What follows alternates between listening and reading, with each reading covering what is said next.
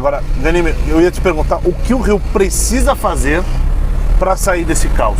Gestão pública, né? E o Fred Luiz, né, nosso amigo lá do Rio, fala muito isso, choque de gestão. E eu concordo com ele. Inclusive, até uma coisa que eu fiquei muito decepcionado, o César Maia, que foi o nosso prefeito anterior, ele começou o mandato dele fazendo um choque de gestão com a questão do ordenamento urbano, né? Não podia mais parar fora da faixa, parar em lugar proibido, atravessar fora da faixa, camelô, tudo mais. Isso durou alguns meses, porque não era populista isso.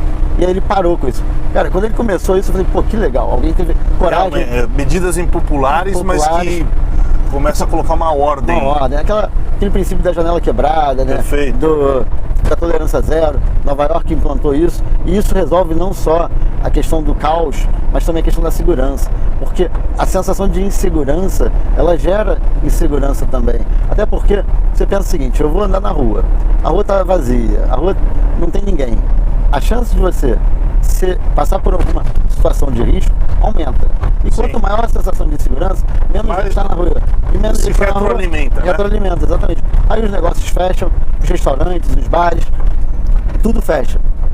É claro, aí eu acho que tem que até fazer uma ressalva, que tem um certo exagero em algumas zonas do Rio de Janeiro, que essa noção da violência, ela não é o que muita gente vende, né? A gente tá lá no Rio, eu vou para restaurante, vou para bar, ando na rua sem ser baleado. Sem ser baleado, não é também esse horror que a mídia tenta passar. Inclusive, até acho que é uma coisa que a gente pode ver no último ano, né, já de 2019 para cá, não só no Rio, mas como no Brasil, os índices de violência melhoraram. Perfeito. Né, de forma orgânica, acho que tem até a ver com alguns trabalhos ligados do Sérgio Moro, mas também da intervenção federal que teve no Rio anteriormente. Eu acho que até a noção de que a relação da política, né, das polícias com os bandidos, com os criminosos, ela mudou, né? Eu acho que o governo atual, a gente pode até talvez criticar, né, até no Rio, muita gente criticava o Witzel pelo excesso, né, aquela frase dele de que se sair de casa vai levar chumbo. O bandido vai levar, como é que ele falava, não sei o que lá na cabecinha, tiro na cabeça, sim, tudo mais. Tem exagero ali? Pode ter, mas bem ou mal isso até acarretou numa relação do bandido de ter um pouco mais de receio de cometer crime. Não está perfeito ainda, longe disso. E aí quando a gente entra roubo de carga nas rodovias do Rio. Isso é crônico, né? Endêmico. Isso afasta muito também empresários de investimento. Quando você conversa com quem ainda investe no Rio, quem ainda tem empresa, quem ainda tem indústria no Rio, eles estão fugindo, ou eles têm custos altíssimos. Se você não deixa de trabalhar, de operar a sua produção lá, você vai botar isso no seu preço, né? Tem um conhecido nosso, né, que a gente conheceu até durante a campanha, que ele fala, ele já sabe que pelo menos um caminhão dele por mês vai ser roubado. Isso já está no custo dele. Já está embutido. Já está provisionado. E ele já sabe, o bandido já conhece inclusive o motorista, não tem tanta violência. Já é um esquema acordado, né? É quase que isso. Mas é um absurdo isso. Não é nem acordado por ele, mas Sim, pela situação. Então o motorista já para, o bandido vai lá, leva a carga, deixa o motorista sair. É o pedágio. É o pedágio do crime. É o pedágio do crime. Quem é que paga por isso? É a população. Ainda mais quando a gente está falando aí de carga de alimento ou produtos de consumo, né? Isso acaba que impacta mais ainda. E não é só isso. Eu tive recentemente em Santa Cruz. Tem um parque industrial em Santa Cruz. Um parque industrial que várias indústrias estão lá. As poucas, né? Que eu falei que não estão. É ridículo, é absurdo a situação das ruas lá. Aí você conversa com o pessoal de lá. O governo federal acabou de fazer um viaduto. Legal. Melhorou. Aí uma outra parte do trajeto é estadual. Aí o governo do estado não faz nada.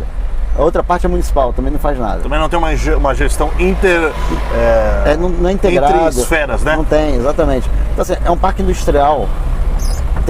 É o quê? Quem é que cuida disso? É política pública para o Brasil, para o Rio de Janeiro? Não pode ter uma governança tão pulverizada assim. Perfeito. Então isso é muito ruim. Isso é para qualquer lugar, mas alguém tem que pilotar aquilo ali mesmo que o investimento venha de diferentes órgãos, diferentes esferas, mas a governança... Tem que ter accountability, né? Alguém tem que responder por isso. Exatamente. E a gente perde em outras questões, por exemplo, questão de ICMS. O ICMS do Rio hoje está no topo, está no teto, é o mais alto do Brasil. Só no máximo você tem estados iguais. O que acontece? Você é o estado menos competitivo. Menos competitivo. Eu vou investir, a gente estava conversando até com alguém sobre o Espírito Santo hoje, que não tem infraestrutura, não é um mercado consumidor tão grande, recebe indústrias e empresas que operam lá por causa da questão tributária. A gente é contra a guerra fiscal, Perfeito. mas ela não pode existir nem para o bem nem para o mal, ou seja, não pode nem servir como incentivo para que a ineficiência aconteça, que é o caso, né, quando uma empresa... A Zona Franca, por exemplo. Zona Franca, ou até mesmo quando uma empresa sai do Rio, vai para o Espírito Santo, mesmo que a operação dela fizesse muito mais sentido no Rio de Janeiro, porque lá no Espírito Santo você tem menos impostos, isso é ruim para todo mundo. Perfeito. E para a gente é ruim duas vezes, porque perde-se a arrecadação, no sentido geral, global, e a gente paga também porque o produto vai sair mais caro. Transporte, exatamente. Perde emprego, perde tudo. Então a gente tem que resolver esses problemas também. É claro que é muito difícil, por exemplo, como é que você muda imposto de algo que a variação da demanda ou da oferta não vai ser imediata e você não vai conseguir. Se você consegue reduzir o imposto e ao mesmo tempo, de forma imediata, aumentar a arrecadação não pelo volume, pelo né? volume, é muito fácil, você faz isso de forma Perfeito. imediata. Quando você requer um prazo para ter novas empresas se instalando, é difícil no momento Quem de crise é o fiscal. gestor público, o político que vai arcar com isso? Exatamente. Pagar o patrão, o mandato dinheiro, dele. Não tem dinheiro. Né? Uma coisa até seria o seguinte, olha, eu tô com caixa, eu tô com receitas altas, tô no momento bom, né? Como deveria ser aquele momento lá do petróleo, né, em alta, aí eu vou reduzir o imposto para aumentar a atração de empresas e no final, quando a rampa do petróleo estiver caindo e a gente depender menos do petróleo, a gente teve mais empresas no estado do Rio, a gente vai conseguir ter com isso uma arrecadação maior porque a gente atraiu novas empresas. Esse é o momento. O momento de você investir é quando você mudar essa estrutura tributária, é geralmente quando você está com superávit, quando você está com as finanças Perfeito. adequadas e tudo mais. Agora, Com as contas em dia. é muito difícil. O que você tem que fazer é atrair novas receitas, mudar coisas. Por exemplo, é mais fácil.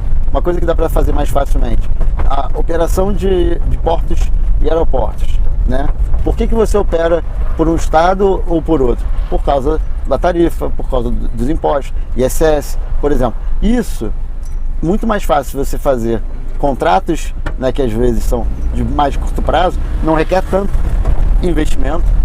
Né? A infraestrutura está ali instalada, o aeroporto está ali, o porto está ali, mas o que vai mudar é a operação de uma empresa que ela, ao invés de fazer o transporte para lá e para cá, ela vai operar pelo modo seu, mais eficiente, pelo seu porto e aeroporto. Isso a gente consegue fazer mais rapidamente. O que você tem que encontrar, eu acho que é o que o gestor quer assumir uma gestão, seja de uma prefeitura do Rio ou do governo do estado, é quick wins, né, o que a gente chama na gestão. É coisas de resultado rápido e que dê resposta rápida. Fácil de implantar e que dê resultado rápido. Né? Então, você vai lá e encontra, olha, aqui a gente consegue atrair investimento. Vamos fazer? Vamos, a gente vai lá e muda.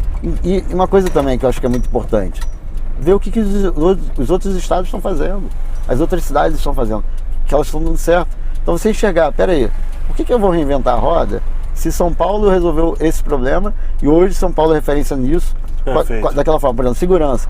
Hoje São Paulo, né, tem uma taxa de homicídio baixa em relação até outros países, a média nacional e aos outros estados. Tudo mais. Pô, o que São Paulo fez para reduzir isso? É claro que não dá para ser... Não tem bala de prata. Não tem bala de prata, não dá para copiar e colar. O Rio de Janeiro tem a questão das favelas embrenhadas dentro da cidade, tudo mais. Mas tem coisas que dão para copiar. Né? Espírito Santo está atraindo tal tipo de investimento, Fortaleza está atraindo pessoal de startups, Recife, né? O Sul também, né? Santa Catarina, Florianópolis, Curitiba. A mesma lógica dá para seguir, né? Dá para seguir, exatamente. E você adapta para a sua realidade. Eu acho que o Rio tem salvação, né? Não acredito. A gente tem um potencial turístico, serviços, Tem o petróleo ainda, não dá para achar que o petróleo é a salvação da lavoura. Mas também não vai ser descartado, não vai ser descartado. Tem ainda. Tem tempo ainda.